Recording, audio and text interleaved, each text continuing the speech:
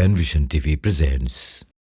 ফেসবুকে বিভিন্ন পেজে লাইক দিয়ে শেয়ার করে তারপরে কমেন্ট করে ফলো করলে কিছু টাকা ইনকামের সুযোগ তৈরি হয়।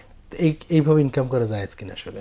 যদি এমন পেজ হয় যেটা ইসলাম বিরোধী বা দিনের অশ্লীল ফাহেশ এমন জিনিস, অথবা এমন যদি পেজ হয়, এখন কিছু পেজ বের হচ্ছে, কিছু অ্যাপ বের হচ্ছে যারা মূলত ওই মানে ধোঁকাবাজি করছে। মানে এটা প্রথমে তার এমনভাবে প্রলোভন দেখায় যেটা আপনি যদি শেয়ার করেন তবে আপনাকে এমন দেওয়া হবে। তো এখন পরবর্তীতে দেখা যায় এটা আসলে মূলত একটা ধোঁকা ছিল। তো আমাদের এই যে একটা অনলাইন একটা যে ভিত্তি একটা অবস্থা দাঁড়িয়েছে, প্রথমত যদি সেটা অশ্লীল পেজ হয়, অথবা যদি সেটা অশ্লীলতাকে যদি ছড়ায়, অথবা সেখানে অশ্লীল যদি কোনো অ্যাড আসে, বা এই ধরনের কোনো যদি ইসলামের সাথে যদি সাংঘর্ষিক কোনো বিষয় হয়, তবে অবশ্যই এটা পরিহার করতে হবে।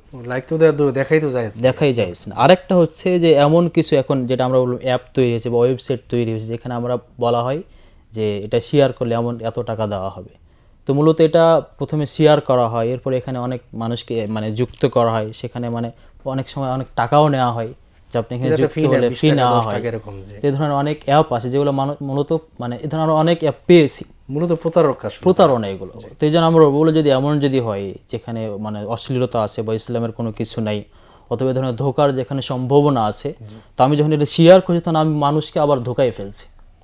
তাহলে মানুষকে আমি আবারও ধোঁকায় ফেলছি, তাহলে এখানে আমি মানে একটা ধোঁকার আমি কাজে নিয়োজিত হচ্ছে।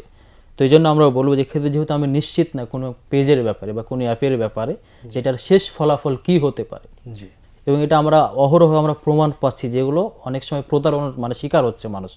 সেই জন্য আমরা বলবো যে এক্ষেত্রে অবশ্যই এগুলো পরিহার করতে হবে, এবং এগুলো অবশ্যই পরিত্যাজ্য করতে হবে। কারণ আপনার কারণে যদি কেউ প্রতারণার শিকার হয় তবে সেটার অবশ্যই আপনার দায়ভার নিতে হবে।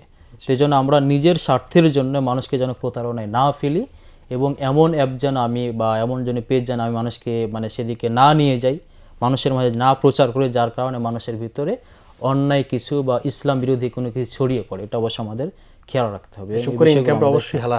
অবশ্যই হারাম হবে এই দিক থেকে।